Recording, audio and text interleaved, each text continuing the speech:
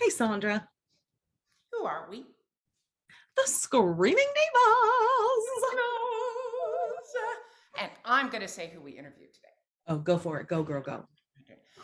A wonderful mezzo-soprano, Mhm. contralto, tenor, whatever we want to call her, Stephanie Blythe, amazing, who has made this big transition in her career into singing tenor and this alter ego, right?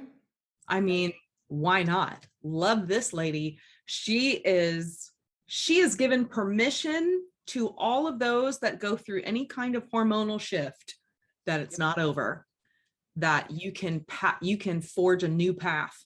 And she is breaking down barriers and breaking down walls. And this excites me more than anything right now. I mean, this is the bomb. Love her. Yep. So make sure to watch this clip. Honestly, we say this every week. I know we do, but she's so inspirational. And to Absolutely. hear her journey and how she chose her journey.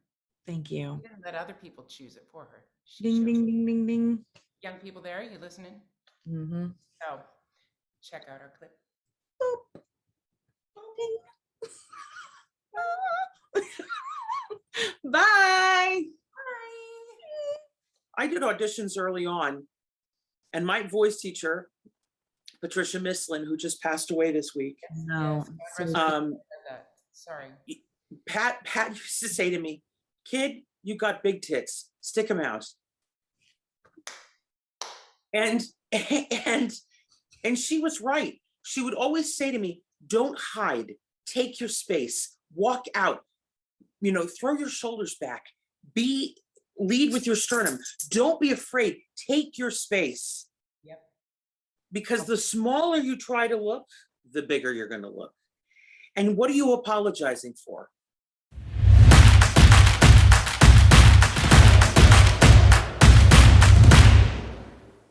Hey, Stephanie Blythe. Cheers. Happy Sunday. Happy Sunday. I love you like biscuits and gravy Oh dear. because I live in the South and that's how we talk. Oh dear. Where are you? Are you home or are you in the city here now? Oh, no, I'm at home. Oh, nice. I don't go into the city if I don't absolutely have to. And how long is the commute into the city for you? When I'm rehearsing, I'll stay in the city for, a couple of days at a time. But I don't like to be there for long periods. It's too expensive. And it's loud. It's just loud. Too many people, it's too expensive. I'm just hemorrhaging money working in there. You know You what? know? I really love hearing that from a superstar because all my friends that are trying to get into New York to work, they're like, where are we staying? There is nowhere to stay that isn't over $10,000 a month. It is insane. Well, So- I just, I get a hotel room for a couple of nights at a time. Oh, And then I drive home because I can't afford the rest of it. I haven't worked in 2 years. Ding, ding, ding. ding, ding, ding, ding. Superstars, everybody thinks we're loaded. You know how much money it costs to do this job? I I say to people, we're not Beyonce. That's all I'm going to say. We are not pop stars. We are. If we make a recording, Yeah. do any of you have recordings out?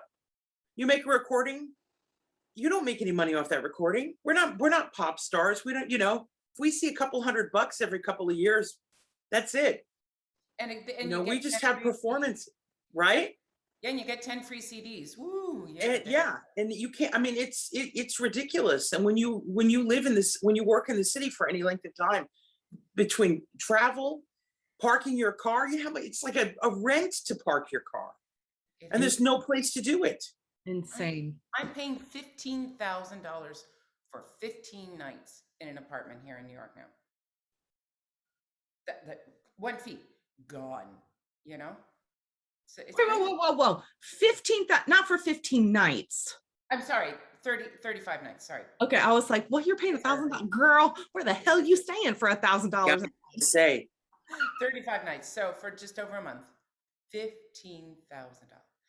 I am staying at my beloved Beacon Hotel. Oh, Oh yeah. I love the Beacon. I'd stay there a couple of, all my favorite places are right there. It's close enough to the Met. It's great. That's Very But it's first still, hotel. oh, The So very first hotel. hotel I stayed at in New York. I love Okay, it. so I did my okay. audition downstairs in there, in that audition hall. yep. My question though is, are you warming up in that hotel? Because I'd love to hear that. No, Uh-uh. Yeah. You don't do that either, do you? I don't warm up in a hotel. I don't even warm up in apartments. I don't think it's fair. It's not right. I have, since I have a dressing room to go to, I'm always at the theater an hour and a half to curtain anyway. Okay. But I know we have so many other things to talk about this, but let me ask you this. So you have your dressing room. Sometimes your dressing room is backed up next to the tenor, and the tenor shows up early, an hour and a half too, and is the whole time. And sometimes I can't hear myself think if that's going on. So then I'm like, where am I gonna go warm up? I mean, where do you go? Yeah. End of the hall. I just sing louder. and I'm the mezzo, so I never have the room next to the soloist. Never. It's true. I'm always, and I move myself down. There's enough at the Met. There's enough for her. There's enough. I'm always the third one down on the left. Okay. And it doesn't matter what I'm singing. If I'm singing a title, if I'm singing a title role, I'm down there. I like being away from other people too, and now especially, but Yeah. I usually go the one at the end of the hall at the Met, but on the non-window side. So the one where all the germs are from 1966. Yeah, exactly. That room, also known as the Placido Domingo room. But Yeah. I like Does it. Still smell like, sorry. End of the hall. Yeah. Sorry. Does it still smell like his cologne when you walk in there? We're going to go on to the next question. Oh, okay. Oh, I didn't mind the cologne. yeah. No, it always smelled just so delicious, but you smelled like it for hours afterwards. I stayed in his apartment in Vienna, and I was putting my clothes away, and I because he has quite a few that he rents out in Vienna, and I opened a drawer to put some stuff in it, and I found the secret stash of cologne, and it was a whole drawer of cologne, and I thought, do I pour it down the drain? That's what it used to be whenever I worked with Raphael, with Frubeck de Burgos. It was the same thing. You'd hug him and I didn't care. You hug him at the end of the night, you smelled like him for a week. Yeah. Olania too. Roberto Olania. I loved him. I didn't care. Yeah. There are some people I do care. Yeah. Intensely. Yes, I agree with that. Yeah. Okay. So is this your opera that you're doing right now at the Met? Is this I know that you just did, which we do want to talk about, Carmen with Jamie Barton, with you singing Don Jose, which I love. But is this the first opera production back after the pandemic for you? Yes. Well, can we talk about that? How is that feeling? Where are you in your head with all this? Because we've had so many numerous discussions with singers getting back to work, and how kind of you're like, oh, here we go. I'm getting on the bike again. And some are having problems and some aren't. It was terrible for me. Really? Oh yeah. I became slightly agoraphobic over the last 2 years. Oh, okay. I much prefer to be right here in my little space and with my husband and my dogs, and that's it. And driving into New York for the first time in 2 years was petrifying for me. And the other day I was sitting on the edge of the stage, or just off stage left, and just waiting to go on and hearing all the music, and everything kicked right back into this kind of autonomic nervous system. And I just sat there and my heart was beating out of my chest, and I was incredibly nervous. And it was a piano tech. And I'm sitting there going, come on, don't be ridiculous. Didn't matter.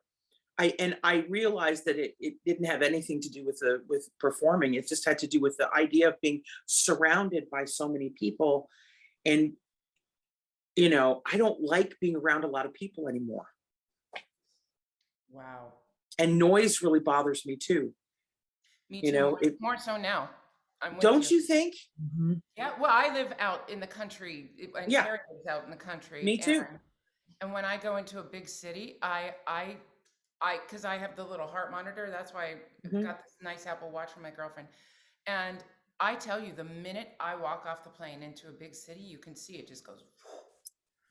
Yeah, I just can't, it just, and it was really, what was nice was, and I'm sure you experienced this too when you went back into the house, that for me, it was the stagehands that made me feel great again. Mm. It was the stagehands. It was so many good friends who've known me for so long and who were just so welcoming and loving and open. And it was great. It was Yeah. great. They really made me, I mean, the musicians, of course, everybody, but the stagehands I have a particular relationship with, and that was wonderful. When do you open? You open soon, right? We open Friday. We Cool. open Friday. So yeah, and it's going to be a lovely show. Isabel is a terrific Cinderella. Love it. I mean, the whole cast is fantastic. Everyone is, you know, Jacqueline Eccles and Maya Leani, who are playing my daughters, are wonderful. And Laurent Marie, who's my husband, and Emily D'Angelo. Holy cow, what a rock star. Isn't she? I mean, that is a voice to look out for. Holy cow. I love that. That's awesome. And she's Canadian, eh? Oh yeah. I like that. I mean, just what an instrument. And what I love about her party, I'm really, so it looks beautiful. like, I just keep futzing. That is such a distinctive instrument. When you hear two notes, you know it's her. Oh, that's You know, yeah. And a just lovely. artist. Really, just she has grown so much. I worked with her when she was in the ensemble at the COC, Mhm. and I thought, oh yeah, here you go. We're gonna remember this name. So Yeah, it's beautiful. I mean, the role is significantly shorter now because the whole piece has been knocked down to an hour and a half, Mhm. and it just flies by. Holy cow. no intermission. That's no. Wow. And there is a lot of running around. I'm here to tell you. And Oh, you have that dress, right? It's like a. It's That's like a 30-second change. That's a 30-second change. we gotta So put- I literally, it zips, the first dress zips straight down. I step out of it, go into the new dress, it zips straight up, and I go out. And it the other day during the rehearsal, there wasn't enough light in the changing booth. I couldn't find the zipper. I'm digging around here. I'm looking, I couldn't find anything. the first thing I thought in my head is what happens if that zipper busts? Because that can happen. Well, I'll walk out in my underwear. There you go. Whole new meaning. It's a changing scene, for God's sake. No, I mean, I did not make it out. I did not make it out in time for my first line. But I sang it loudly and they all heard it. So Oh, all right, there you go. it happens. I want You to know, talk if, about if that happens, I'll just stick my head out of the door and sing the whole thing like that. Oh, hysterical. Oh my God. I kind of hope that happens a little if bit. anybody can do it. You can. do it. Yeah. Let me tell you, I once did a show in Philadelphia where I was wearing this gown in La Grande Duchesse de Gelderstein. I'm wearing this gown that was entirely made of lace. I mean, it was just lace, just wrapped around the dress, just tons and tons of lace, the entire skirt. And during one performance, Kevin Glavin and I are coming on stage. He's playing General Boom. He's right behind me, and we're going to start this really funny duet. And the edge of the lace on the bottom of the skirt caught on a nail. And as I walked out, it just pulled it right off the dress. I'm like walking out and my dress is falling apart. And he's, this just yards and yards and yards of lace. And Kevin went back and I couldn't sing. I was laughing so hard. And fortunately we were singing in English, and Kevin hands me this huge pile of lace, and I hold it and I just look at the audience and go, it's okay, we've got it. And we started to sing. You never know. You never know. Seriously, I mean, you are such a stage animal. You can make any scene work like that. For Any- sure. Well, we had a good time. I had a great partner who helped it. I love that. I want to go back. I want to go back to our time as young artists at the Met. Because Okay. when I first met. Yeah. It was 20 years ago. Oh, is that It's lady?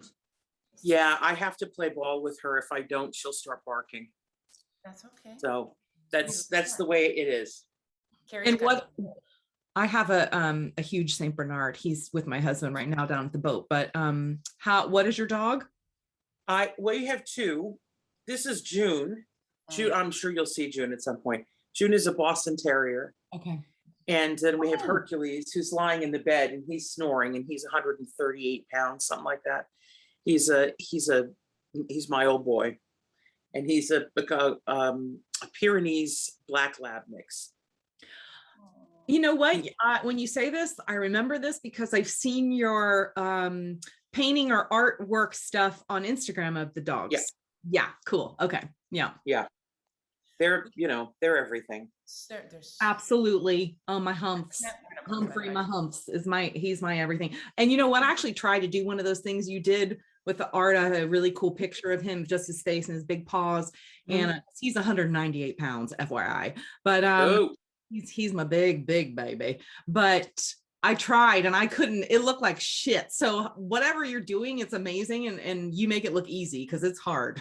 I know. I have a really terrific app for that called Dreamscope, and I love it. And I do a lot of futzing around with my pictures with that. I really like it. I like what you do. It's cool. It's a nice hobby.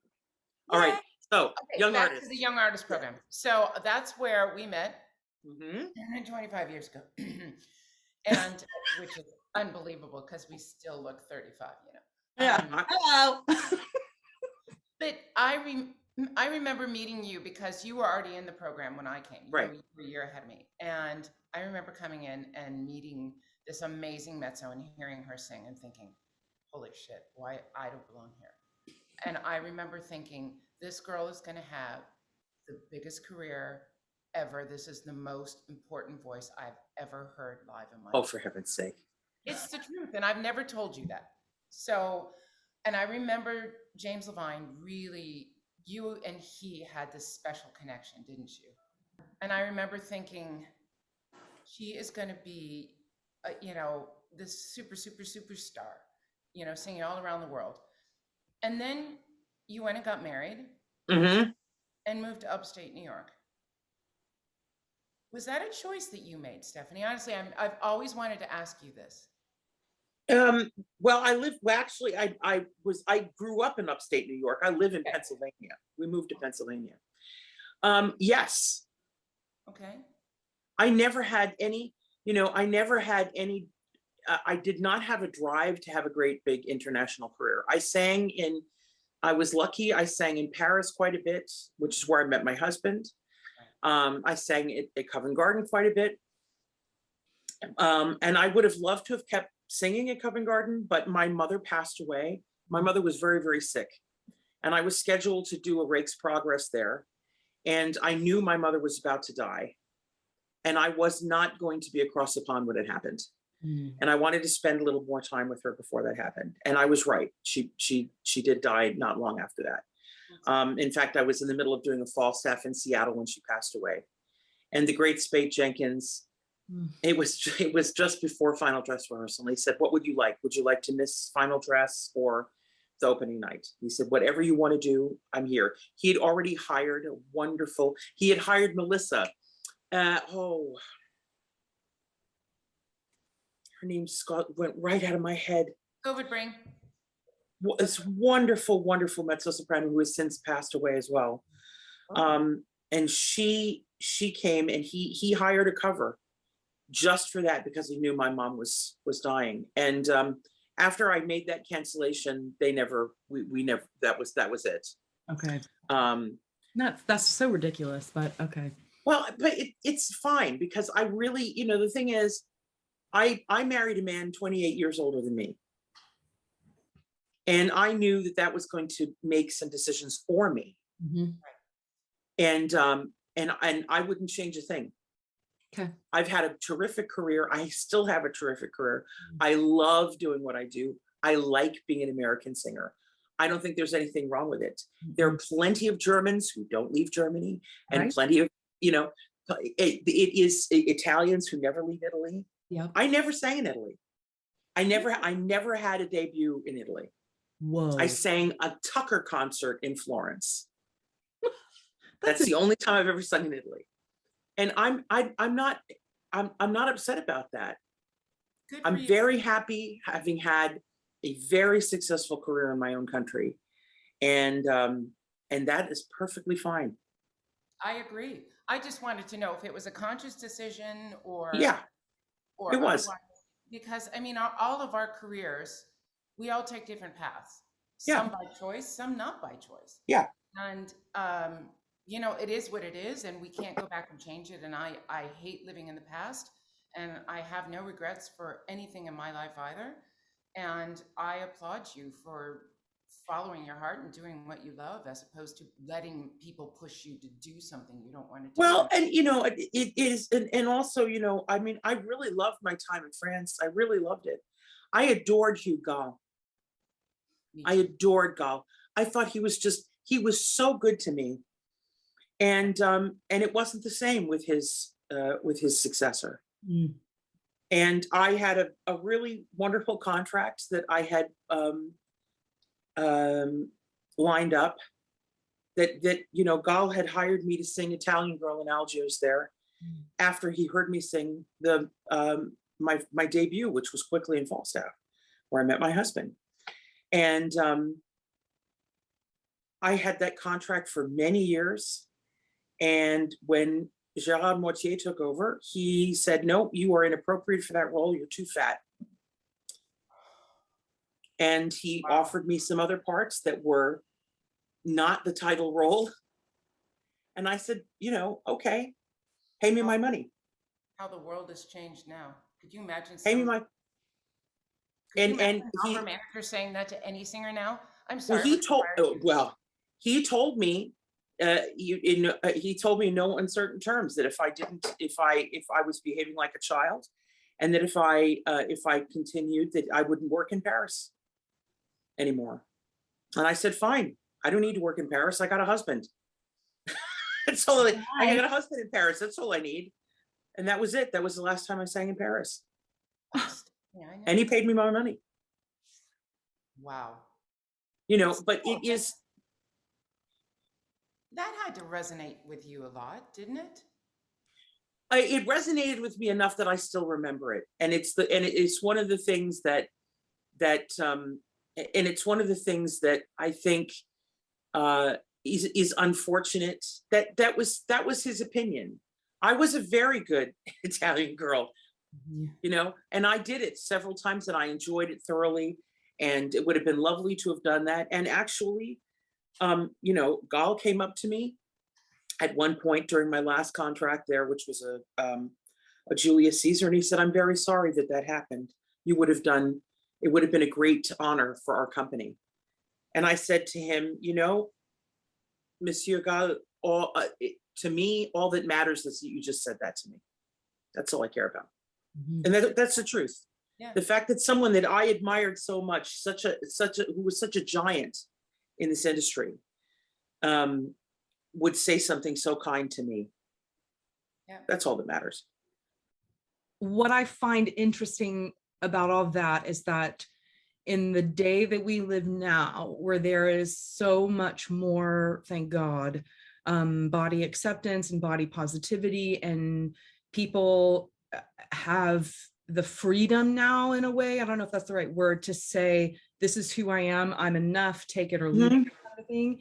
The frightening part to me is that behind closed doors in our business, it is still very much decided who is standing on stage, what they look like. So no matter what these young kids are fighting for, they're still fighting against a wall. And it is absolutely asinine and insane. Because I think about the time frame of like Pavarotti and Joan Sutherland and Marilyn Horne, and those bodies didn't fit a mold that fits on an HD camera according to the standards they have now. And it hurts me because we're losing talent, we're losing this beautiful representation of the world on our stages. Does that make sense? Of all shapes and sizes and colors. And so I don't know how to change. I don't know where that changes behind the scenes, but that kills me, because what you're talking about is still going on today. And I don't, it's maddening. It's absolutely maddening.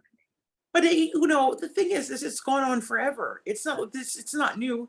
it's gone on forever. And the thing is, it will continue until the people who are in charge are the people who want to make a change. Right. I agree. And that's slowly happening.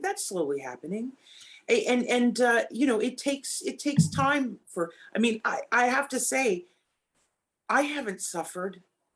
I've had a very full career. I still have lots of good work ahead of me. Right. I've sung consistently in some of these houses. You know, I was at the Met singing. I sang at the Met every season for 20 years.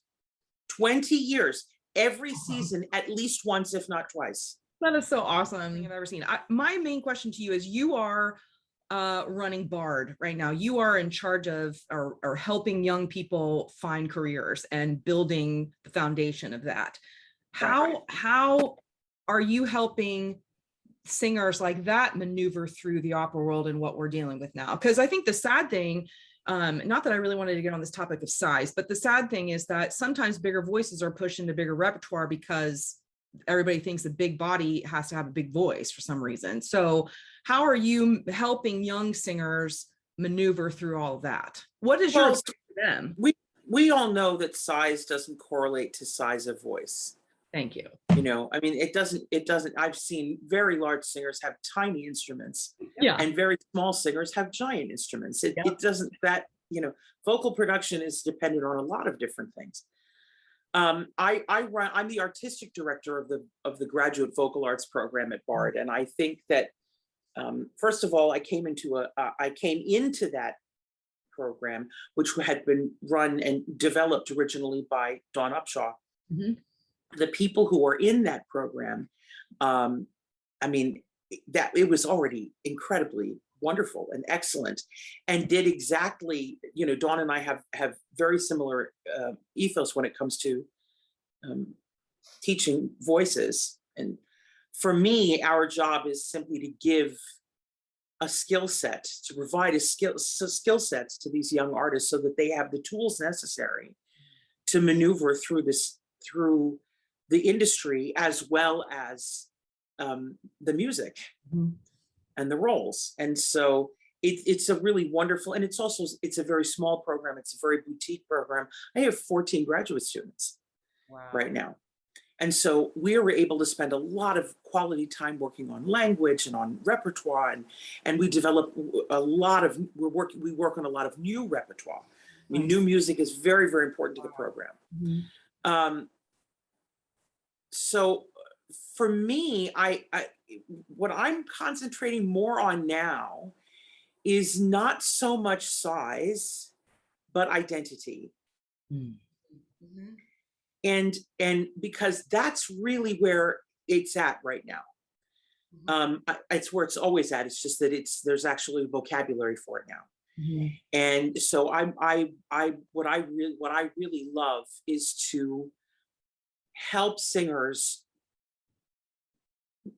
kind of find their way to who they are as an artist and how they identify as an artist. And I do a lot of work with students who are finding their way through Fach, which I think is a very, very, very thorny topic with a lot of people, but I couldn't give two tiny shits. Nope. Love. Well, I mean, how many Fachs have you sung in, so to speak? I try to be as Fachful as I can. Love. I mean, I love that because it takes the lines away. It takes the boxes away. I think that, I think the phrase outside the box to me is sort of, it's overused now because we all have to do so much of it. And we've, especially in the last couple of years. But, I have wonderful students who are, and not only at Bard, but students that I've worked with over the years, because I've been teaching now for quite a while. And when I say teacher, I'm not a voice teacher. I'm a coach. I'm not a voice teacher. Okay. I am, that kind of work is really for somebody who's there and I still have a career, I still have a working career. And I think if you're a voice teacher, you need to be available to your students all the time. Consistency is such, I agree with that. Totally. And I think that, but I'm a very good, I always say I'm an aunt. I'm a really good aunt. Leave the kids with me for the afternoon and I'm great. And then I give them back to mother and I'm very happy. That's good. But I've had, going back to size, always had large singers, young singers who come to me and say, how do I have a career? How do I have a career? Can I be fat and have a career? Like, yes, you can be fat and have a career. You just have to be better than everybody else. And own it. This is You just have to walk out in front of these people. I'm telling you, I did auditions early on, and my voice teacher, Patricia Mislin, who just passed away this week. No. Sorry.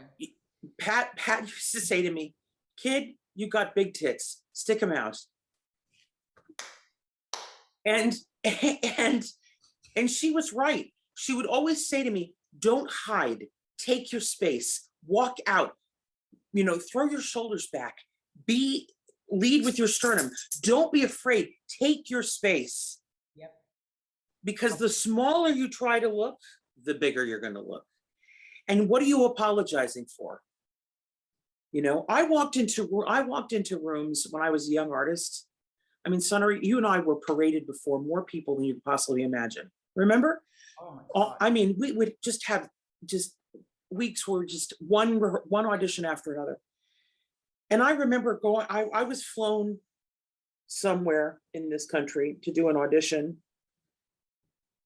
And, I learned the music for this part, went down, did the audition, and the intendant said, well, she's too fat.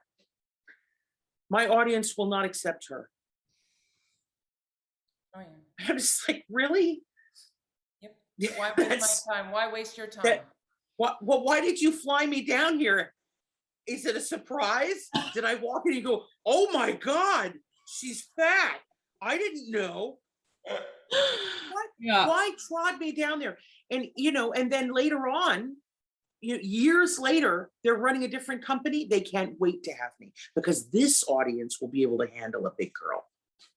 Fuck you. Yeah, totally. I was just going to say, and your response was? That's my response. I had an audition when I was a young artist, and it was for a specific role. And I remember walking in, singing an aria that was it was a new piece and a world premiere. And after telling me after I sang, oh, well, gosh, you're not who I thought you were. After I had flown halfway around the world to sing for this conductor. And I thought, if you had read my bio, and looked at my photo, you might have seen that I was actually a brunette, not a blonde. And that might have given it away. But how many times did that happen in our careers where they just go, yeah, no. And you know what? That's okay. Yep. We can't be for everybody. No. We can't be the answer to everybody's casting, and that's fine. That's fine. But give people a chance.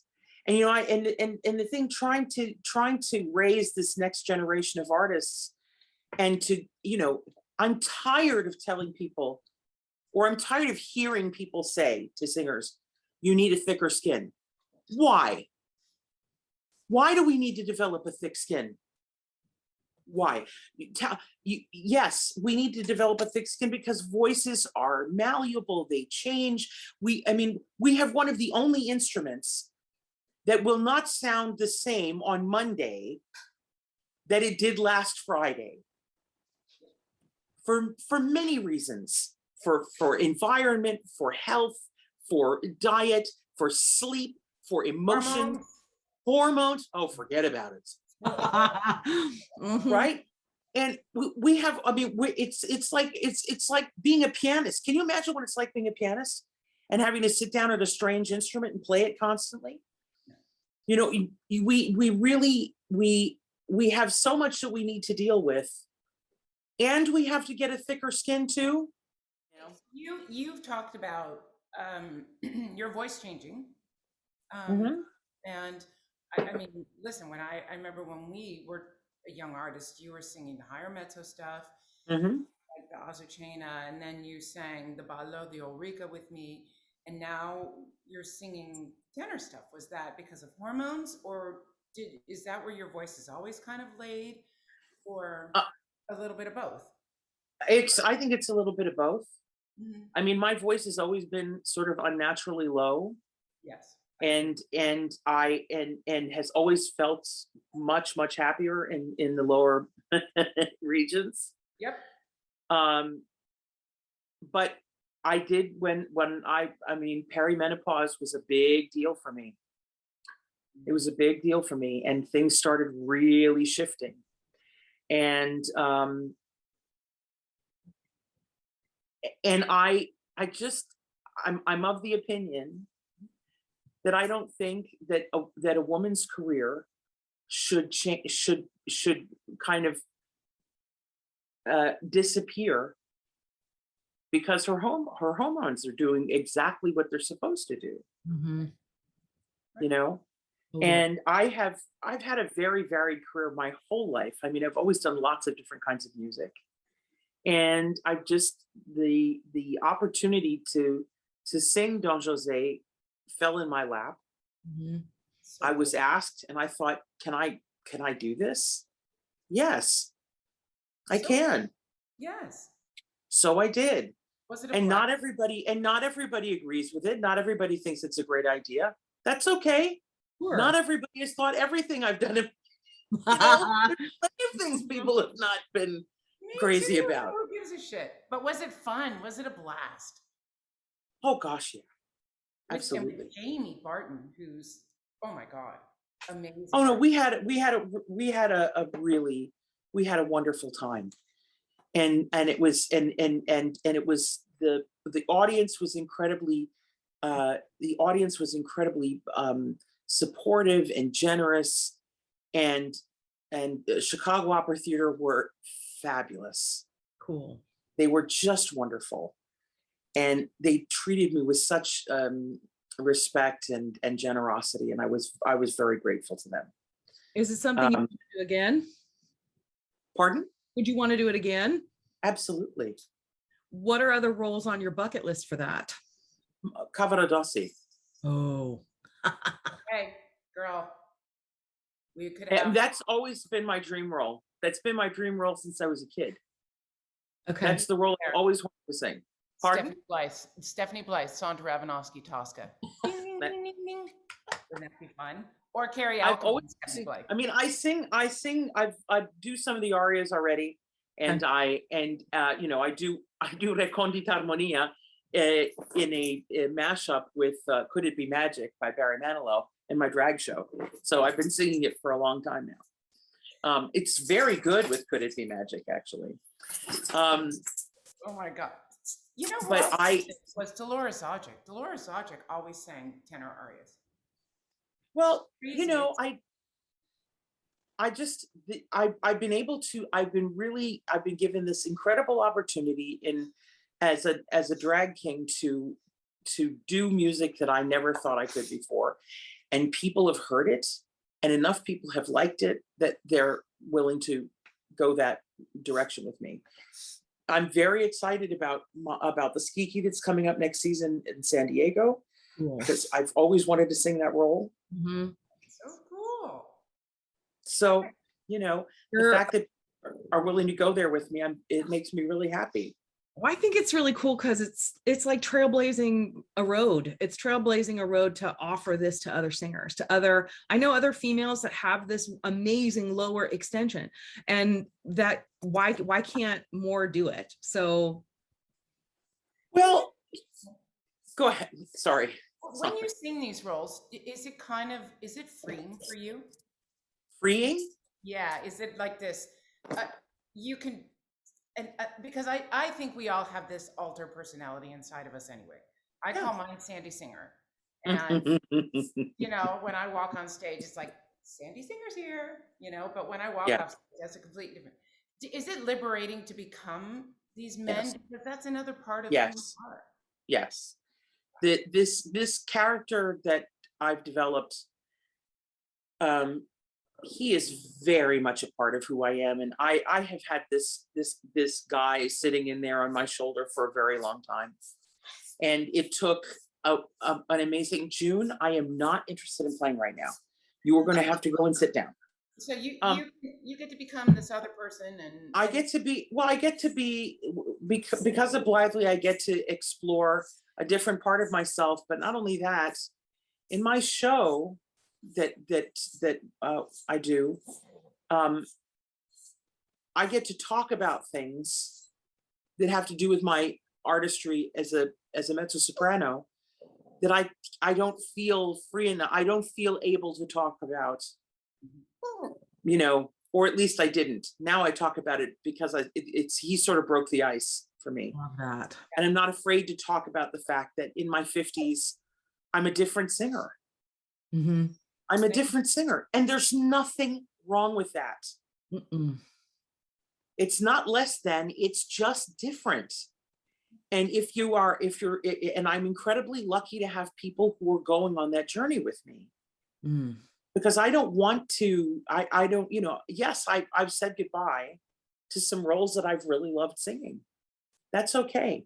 I have lots of great stuff up, you know, ahead. And I am, you know, and now I'm having composers write to me and say, can I write something for Blythe Oratonio? Yes. I have song composers who are writing cycles for me that are for low voices, that are for a low woman's voice. Cool. You know, and that is really wonderful. If I can facilitate something like that happening, that's gravy. You know, that's really great. If I can help put something else out there for somebody else who is absolutely going to go through what I'm going through.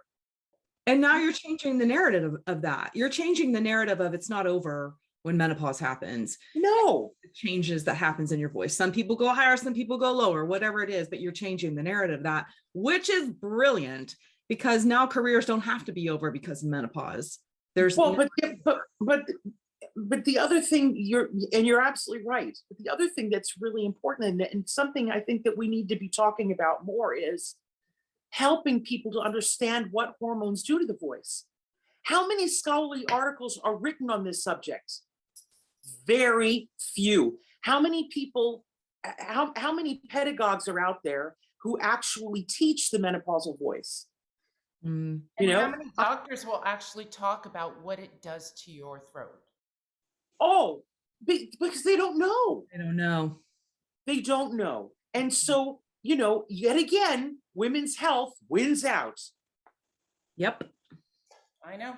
So Listen, why not? You know, I would like to challenge someone out there. Yep. Find some people who to do a study and really find out what, and let's talk about the pedagogy of teaching the menopausal voice. I'm really lucky because I'm working with Richard Cox now. And Richard is really helping me because he studied this.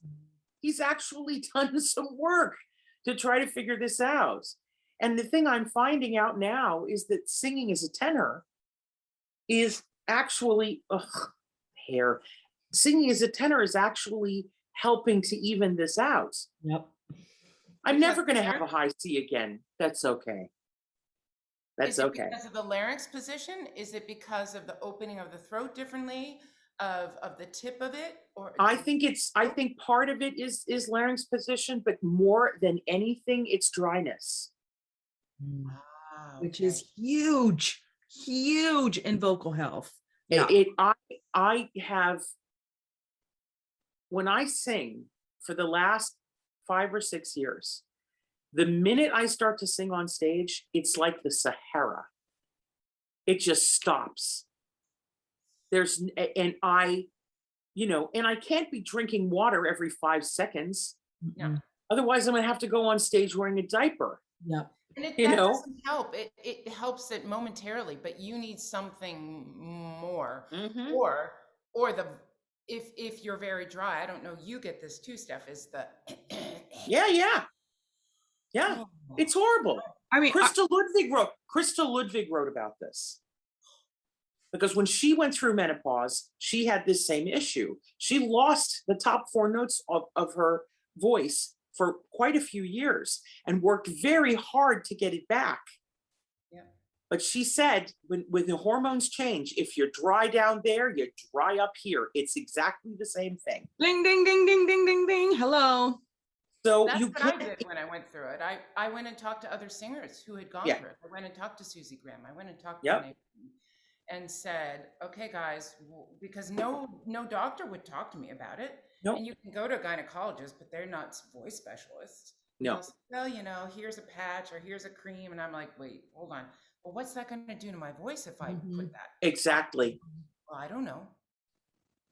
Exactly. So I'm gonna possibly ruin my career when I'm singing the Three Queens at the Metropolitan Opera. Thank you very much.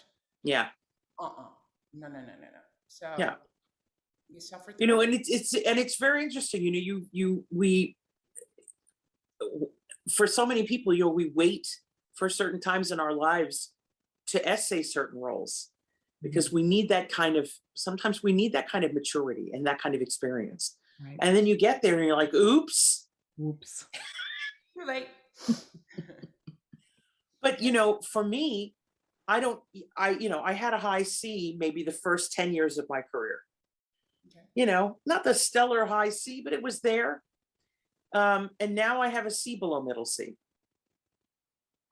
That's amazing. That's amazing. And so so is someone out there to tell me that I have to stop singing because my C is in the wrong direction? No. So, you know, I'm really happy that there are people out there who are willing to take that risk with me. Mm-hmm. And I'm just gonna keep soldiering on. And I'm also going to try to help young singers who are coming up in the ranks to understand and not be, you know how we were when we were kids. You know, you don't sing well one day, you're horrified, and it takes weeks to get over it. And one thing that Pat Mislin always told me was an audition is 5 minutes out of your life. That's it. That's how, I mean, and then it's over and it's gone. Mm-hmm. So to let it hang all over you is a waste. And what young singers have to understand is you will never sing 100%. Never. I heard Kathy Battle say this to a whole room of us when I was a kid at Tanglewood. Somebody said to her, how often do you feel you're singing 100%? She said, never. Never. If I sing at 80%, I'm happy. Right. Yep. Mm-hmm. It's true. Mm-hmm. You know, we don't live in that kind of perfect world because No. there's too many outside factors that get in the way of that 100%. We might be That's in right. a dressing room, it might have been 100%, but then you get on stage and the conductor's doing something completely different and the tenor is doing something completely different. And you know, that takes that brain power away that you were going to maybe put for singing. You're like, oh. Mm-hmm. So where did But I was just going to say, and then just as often, and perhaps more often, the opposite happens. Something amazing happens. You know, you're completely surprised that you have a phrase that you haven't had before, or you're working with a conductor who can make you feel like you're flying, or you're singing. I remember once doing a ballo, the old ballo, and with Salvatore Licitra, God rest his soul. And opening night of that show, he turned something on he had never turned on in rehearsal. Love. And he could be really magical when he wanted to be. Mm-hmm. He could be magical. Mm-hmm. And that night, he decided he was going to play that character. And it was so wonderful. And our scene together just crackled. And you never know when that's going to happen. Right. So we have to be, you know, prepared for both. And it's okay. If, you know. You're right. So where did your passion for music, the arts, where did all that come from? Your parents? My father was a jazz musician, so I heard music a lot in my house. Okay. I didn't hear a lot of singers. My father didn't like singers, and would frequently come home from playing a show. My dad worked in the resort hotels in the Catskills. That's how I grew up in the Catskills, and my dad played at the Concord Hotel for 25 years. And he played all these big artists that would come through, and he'd always say, God, these singers sound so stupid when they're warming up.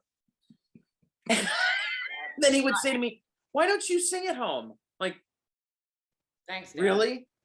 But eventually he liked singing. It's ironic because he had a beautiful voice. But my mother had a great love of opera and symphonic music. And so I listened to a lot of different kinds of music growing up.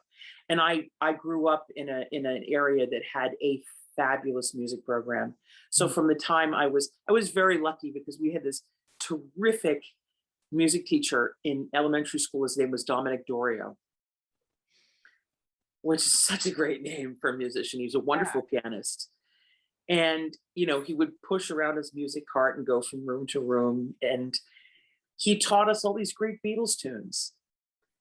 Other kids were, singing little kiddie songs, and he was teaching us Fool on the Hill and Obla-di Obla-da. And for some reason, Maxwell's Silver Hammer, which I never thought was very appropriate, but hey. And I was part of the band. I played in the band. I played in the orchestra. I sang in the mixed chorus. My dad didn't allow me to sing in the chorus when I was in junior high, and didn't want me to sing I was a flute player, so he wanted me to be in the band. Okay. And as I say, he didn't like singers. And after I did the music, I was allowed to audition for the musical in my freshman year. We did Once Upon a Mattress, and I sang Queen Agravain. Cool. And my chorus teacher, Martin Banner, who ended up becoming a major influence on me, insisted. He went to my father and absolutely insisted that I join the chorus. And I ended up going to Potsdam and the Crane School of Music because Martin had gone there. Wow. And that's where I eventually met Pat Mislin, and the rest is history. Wow. She was a voice teacher to a lot of great singers. Oh gosh, yeah. Renee Fleming, Maggie Lattimore. Yeah. You guys all. She had a great track record. Yeah. But it was very serendipitous. I studied with other people at Potsdam first, and then I decided,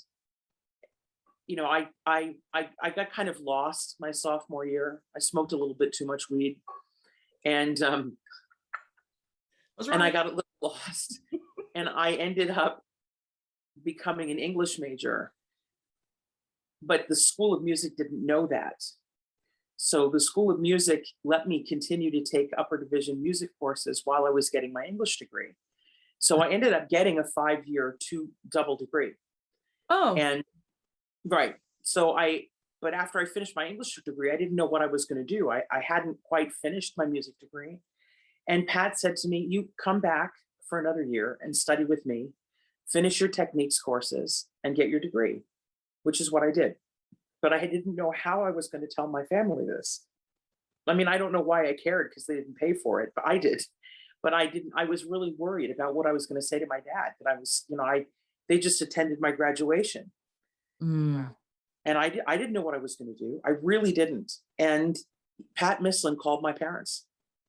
She called my father for me. I sat in her living room and she called my dad and said, Stephanie's coming back to school. She's going to get her music degree. Well, why? Do you think she can have a career? And Pat said, yes, I think she could have a very good career. And that's why I stayed in school and I got my music degree. And a year and a half later, I was on the stage of the Met. Did your dad get to see you sing at the Met? Oh, yeah. What did he think about that? I think he was impressed. I think he liked it, and I know my mother did. My mother was over the moon. Mm-hmm. Yeah. And I did a lot of singing. I sang a lot of roles as a young artist, a lot. I remember and that. I was very, very lucky. I would love to talk to you about this because I watched this and I was so moved by this, and really it moved me when I watched the PBS Resonant Bodies, this program that you did. Mm-hmm. And it was very, and actually you talking about your father, because you bring him up very briefly, but there are these moments where you say these things and I'm like, whoa, I feel like you opened up your heart and I saw inside of that. I don't know if that's true, but it just, Oh yeah. it really resonated with me in such a way, because there are things that you said, especially coming out, and this, you did this in 2019, or at least what I saw was in 2019. And pandemic, I have to read this because this was something that just really resonated me to my core. You said in this program, what am I doing with my life? This is after job after job after job after job being on the stage. What even is this? Is this vital? Who am I? Am I relevant? My career stretched out in front of me like one long, endless transition until I didn't even know who I was anymore. I'm paraphrasing that. And there was something that even now, just saying that out loud, I'm like, holy shit, because the pandemic changed so many artists' hearts and minds and how they wanted to live their lives after this. And if they wanted to be more home-based and singing and all of these things, I don't know. I felt like we all asked ourselves these questions. How unbelievable that you did that before, you said those things before the pandemic. And first off, I would love to know how this program of yours came together, because it's a mix of opera and rock, and you have a band and this fabulous pianist and this whole thing. I wish the program had been longer, because I was like, no, it can't be over. It actually is quite a bit longer. That was a 30-minute rendition of a 90-minute show. Oh, I need to see the 90-minute then, because it was brilliant. It's brilliant. And I thought, oh my God, could this be part of our future of opera, is having these wonderful like mixes of this music? I don't know. I just loved it. We actually did the show developed from the original show, which was done in 2017. Okay. A show that I did with the Bearded Ladies Cabaret and Philadelphia Opera. Okay. A piece that was called Dido and Aeneas, Two Queens, One Night. Okay. And Dido van Rijgersberg, who's a very, very dear friend. It's actually a wonderful story, because Dido's parents were my host family at Wolf Trap. Oh, cool. And they were very, very, and are still very, very an important part of my life. Okay. Where they became like surrogate parents to me. Mm-hmm. And not only to me, but to every singer that ever stayed there at their home. I was the first singer they ever hosted, so that I have a little special designation. Wow. And unfortunately, Dido's father passed away this year, and it's a huge loss. So I met Dido after I had seen his act on YouTube many, many times. Dido's a magnificent actor and an incredible drag queen named Martha Graham Cracker. Oh, I love. And so I was doing a Mahler 8 in Philadelphia, and Dido came to see the show and was there with a magnificent artist named John Jarbo, who was the director and creator of the Bearded Ladies Cabaret in Philadelphia. And David Devan happened to be there. And I'm talking with these three amazing human beings. And I said, David, I think I'd like to do a show to benefit Philadelphia Opera with Martha Graham Cracker. Can you make that happen? And he said, yes, I think I can. And a year and a half later, we did it. Love. And that was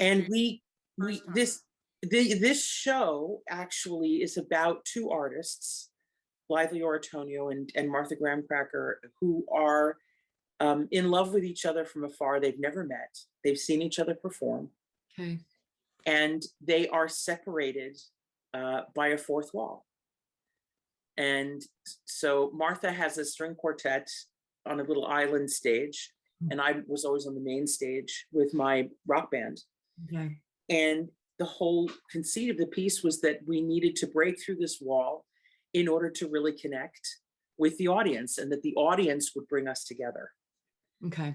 And it was a way of bringing together the art of cabaret and the art of opera. Love. And it was magnificent.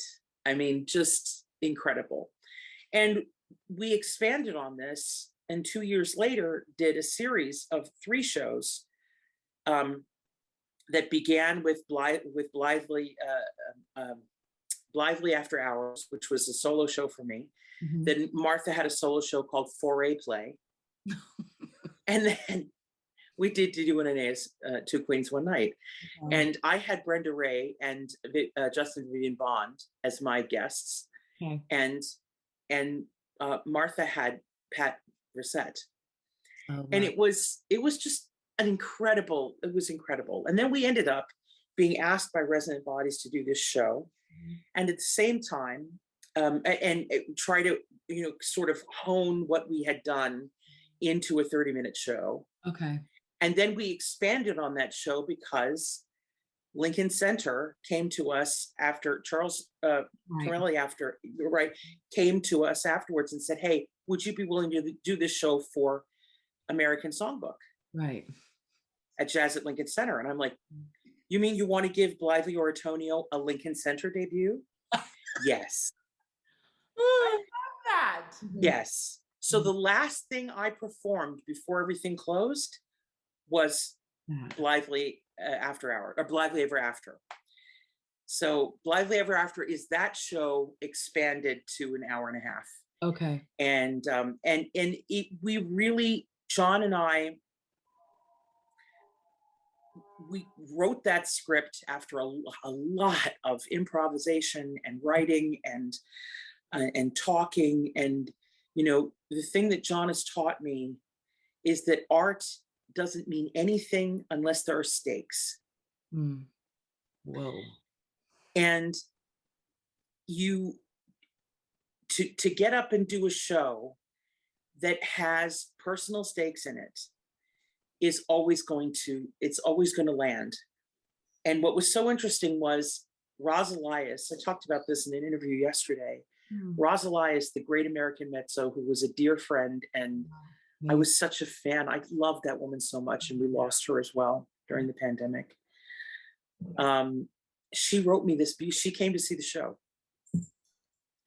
And she saw the Resonant Body show, and I thought, oh, she's sitting back there with Joan Padnode Yarmel and our friend F. Paul Driscoll from Opera News, and they're sitting in the back of the. I'm thinking, oh my God, what are they going to think about this? And Joan and Roz were both upset because they didn't know We Are the Champions, and everyone was singing along. Yes, and they wanted to be able to sing along, but they didn't know the song. And Roz wrote to me afterwards, and she said, Stephanie, don't change a thing. Tell the truth. Don't change a thing. No. And there's a lot of truth telling in that, not just about me, but about the industry. And if there are no, and I was, a part of me was a little worried to come out and say some of these things. Sure.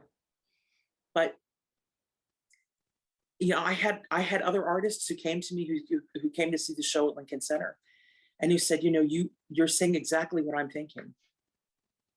I wanted to hug you because especially during those moments, because I think so many of us looked back and said, what the hell am I doing? What do I want my life to be? What do I want do I still want to be in this business? Do I still want, all of these things, which we've talked numerous circles around, even in this show that Sandra and I've done for almost years now. It's so relevant and it's so honest. And I'm glad to know that this script writing was from that place. Listen, I don't like bullshit. I see bullshit a million miles away, and there was none. This was this wonderful look into Stephanie Blythe, the mezzo that I grew up listening to. And because I started out as a mezzo, all of you amazing mezzos at the time I was just enthralled with. And so it just was a beautiful window into you. And also it was something that I think just like, I'm just repeating myself, but it just resonated. And Carrie gets diarrhea sometimes. Sorry, thanks a lot. Well, but the thing is that that all of us, whatever we're performing, whatever role it is that we're performing, we have to deal with two things. We have to deal with what is prescribed by the score and what we are feeling as human beings. And we have to find that balance. And I think that that's part of the agency that we need to give to the next generation. And I think that leans very easily into Sandra's question earlier about where do you think this industry is going? Yeah. I think it's going to a place where artists are going to demand, not just need, they're going to demand agency. And I think that that's wonderful. I mean, I think that gone are the days of where you are, and this is not to denigrate anything that came before us, because Sure. everything I know and everything I do is informed by that. Right. And whenever I work on a show with John, whenever we're developing something new, the first thing that John does is we sit down and we say, okay, what are the things that we need to say with this piece? Yeah. What are my values going to be? And I do that with my students as well. What are the values that I want to espouse in this piece? And for me, number one, every single time is, before you send anything up, you have to honor it. Honor it. And I honor my ancestors. I do a whole piece in my long show about the ancestors, about who has come before and who I have learned from. And I'm very fortunate. Sandra and I came up in the program when there was an entire generation of artists about to retire.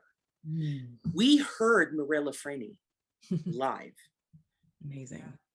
Her husband live. Right. You know, the people that we heard on that Met stage. Absolutely. And there were a lot of people that were on their way out. You know, Yeah. Terrific singers that were at the end of their careers. So we really got to see this generational turn. And these were the people that I admired. I mean, I learned more about stage savvy from Teresa Stratas than I could possibly tell you. Yep. About somebody who could walk out on, she could go from her dressing room to the stage and completely transform. She could become a 16-year-old girl and be completely and totally believable. Walk from the backstage to the stage and become a queen. And totally, it was just, she oozed stage Had a savvy. vulnerability that was so amazing and so endearing, and she would open her soul to the public. And she Absolutely. in a way, you know, she wasn't going to give 15%, she wasn't going to give 80%, she gave 150. Absolutely. I remember we're fortunate to see all that. Totally. I remember saying I did a concert in Canada, in Toronto, with Louis Quilico, right? And he had asked me, he heard me sing in the National Council competition and came to me during after the show was all over, and he said, I do a concert every year to raise money. It was a Water for Africa concert, and I would like you to be on it. And I couldn't believe it. I was so shocked because, of course, I knew exactly who I was talking to. And Louis, during that concert, he went out and he sang the Te Deum from Tosca. And he walked off stage, and I said to him, is it an elixir you're drinking? Is it some food? Are you taking some pill? What is it that you sound as fresh as a daisy at 69? I mean, it was one of the most amazing things I've ever heard. These were world-class, amazing instruments. And we heard some, man. I know. I got to sing with Pavarotti. Come on. I know. A gift we were given to watch and work with all these people. Oh. And we could go and watch rehearsals. We could sit in on rehearsals if we wanted to. I mean, Carrie, we were so lucky. But the thing is that now, with this next generation of artists that are coming up, and not only the artists that are coming up, but also the people who are presenting it. A lot of the more grassroots companies you are seeing new work, a lot of new work, which is great. And you're seeing singers take more of a step forward in terms of production. Look at all the things that happened. Look at all the great stuff Kenny Overton did. Yeah, right. During right? Amazing. Yep. Singers took agency. They said, I know something about this. Yep. And if I don't know about it, I'm going to learn about it. Yep. And that is what's different. And I think it's going to say something really, really beautiful about what's coming forward, because people are asking the singers, look at how many companies now are taking on professional singers as, for consultation work. Yeah. They're allowing it's great. to be a part of the whole production of everything, not just the people standing in front of the public, but they're allowed behind that. And I think it's great. And look, it's only smart. It's smart because the people who are who are providing money for these things, because let's not forget, this is an expensive little endeavor. When you are talking to an artist who's involved in a piece and who's passionate about something, it's much easier to whip out your checkbook. I agree with that 100%.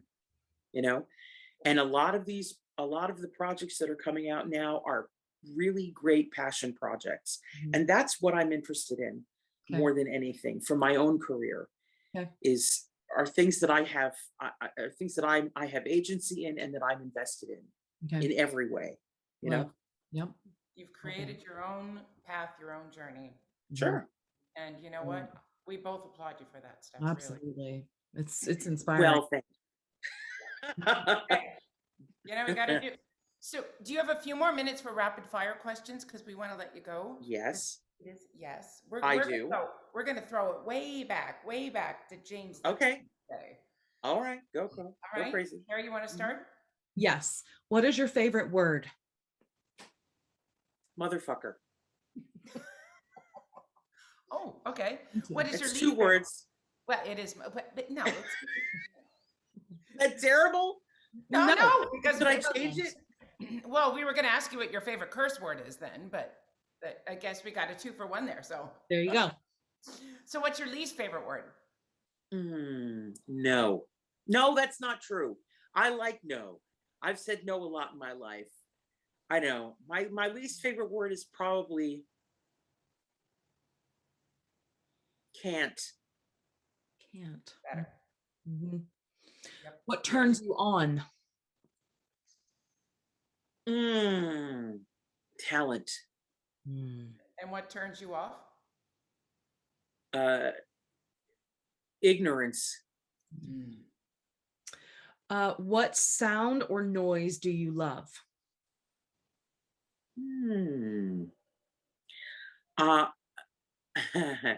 I love the sound of my Boston Terrier snoring. That's so cute. And what sound or noise do you hate? A truck backing up. Beep, beep, beep. That. Outside right now. 48th and 8th. Yeah. Okay, what profession other than your own would you like to attempt? Oh, writer. Fiction writer. Cool. That's interesting. Okay. And what profession would you never want to do? Yeah, so many. There are a lot of things I would not want to do. I'll tell you, I'll go for one that I actually did. A grocery bagger. I absolutely hated that job. With a passion. Yeah. I'm so where you are today, so I'm so type A, like I'd prefer to just bag my own groceries. I have a whole system. I do have a system. I did develop a system, but I remember once my dad walked into the bedroom in my bedroom when I was a kid, and because I was making noise and he opened the door and I was standing next to the bed, bagging in my sleep. Awful. Yeah, it was a terrible job. But that was the year that Karate Kid 2 came out, and that fabulous Chicago song, I am the man who will fight for your honor. That song came out. Love Every that song. single time that song came on, it was like, where is he? Where Who's gonna fight for my honor? Somebody take me the hell out of this shop right. I honestly thought that every time. I was like, oh, Peter Cetera, couldn't you be here right now? Get me the hell out of this shop right. He was a hunky chunky guy. Man, I had a big old crush on him. Oh my Lord, please, that voice. Oh my God. We are showing See, that's what I'm our- saying. Talent. Talent is the hottest thing on the planet for me. There you I go. I don't get, if you're good at what you do, oh my Lord, that is just. Freddie Mercury. If I ever met that guy, I don't care, gay, straight, Oh. whatever, I would have jumped his bones. I. Well, all right, there, son. there you go, son. I was kind of thinking He that, was like, so talented. In my opinion, one of the most talented human beings. I that has been on would this say the world. same thing about Steven Tyler. Steven Tyler. That voice knocks me out. Just knocks me out. Steve Perry knocks me out. That's one of the things that's so much fun about doing crossover rock and roll and opera, because they really sit neck and neck with each other. And you know how much Freddie Mercury loved opera. totally loved it. Yeah. Loved opera. He's one of those, like, at that big dinner party that we're gonna have up in the sky. He's gonna be at the head of the table, and I'm gonna be. Oh, I'm sure. Like, seriously. Leading us to the last question, Carrie. Last question, but I have to say, like, talent does turn me on, but thick thighs and a juicy booty turns me on too. I'm just saying. So